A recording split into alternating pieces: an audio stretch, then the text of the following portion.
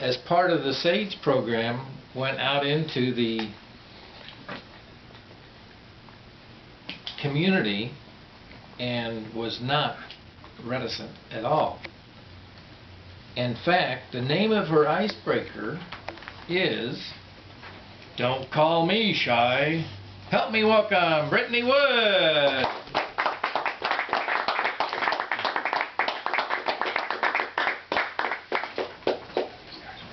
Good evening, Mr. Toastmaster, fellow Toastmasters. My name is Brittany Wood, and I am now the resident teenager of this club. I'm 18 years old and recently graduated from high school.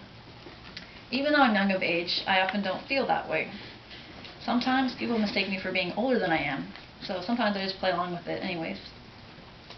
I may act mature for my age because I have two older brothers, Andrew and Sean.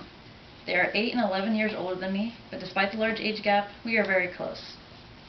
Growing up, my oldest brother Andrew was my role model. He had many friends, was very smart, and very funny. He brought out the best in me and made me feel like I was cool by inviting me to hang out with his friends. One thing about Andrew, though, is the fact that he absolutely loved to take advantage of how gullible I was. In fact, one time, he even convinced me that he was hiding inside the toilet.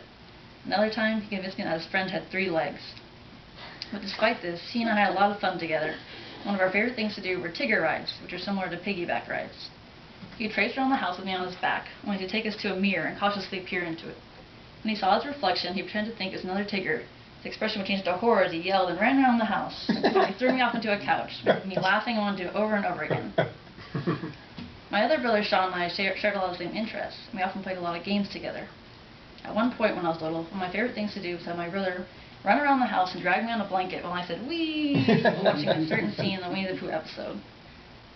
We also sang a lot of Disney songs together and made forts out of pillows for Mr. Potato Heads when they're under attack by the evil ligament-eating stuffed animals. Outside of my home life and in school, I've always been an overachiever. In fact, I had so many tassels, cords, and sashes from all the service clubs I joined in high school, I could barely see my gown at graduation. I was an active member in over 6 school clubs and the captain and varsity team player of the tennis team, which I played on for 4 years. I was also the global projects director for one club called SAGE, which stands for Students for the Advancement of Global Entrepreneurship. This was a special club to me because it allowed me to propose and see through a project to bring clean water to over 100,000 Haitians. It also gave me the opportunity to work for an electricity and water conservation company now known as Watson. Through this internship, I get to help people see where their water usage is coming from and how they can reduce their usage. Both of these opportunities really opened my eyes to the fact that I didn't have to wait for the ambiguous future to start making a difference. I could start now. And lastly, I'm someone who is always striving to improve myself. I was often labeled as the shy or quiet one in school, and this hurt me very much. Others didn't understand how painful it was to be called shy or to have jokes made about my quietness over and over again. I felt like I wasn't good enough and that there was something wrong with me.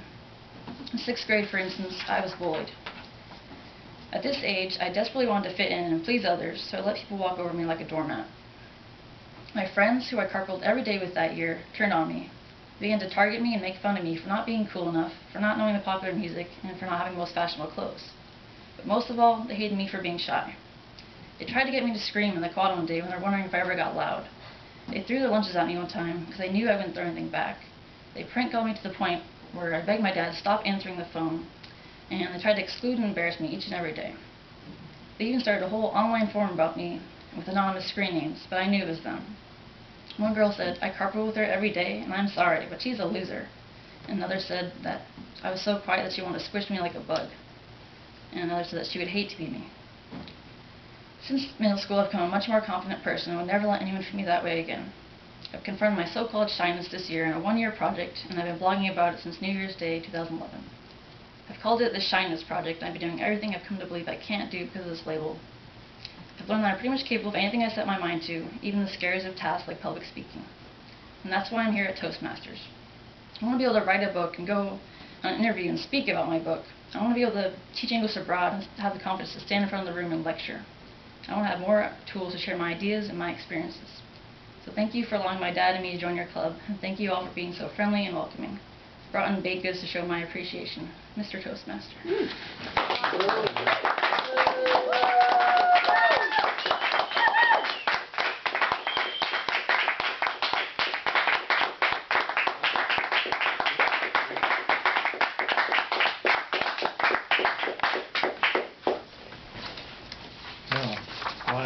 the second speaker and you have to vote. Boy. Woo. Great.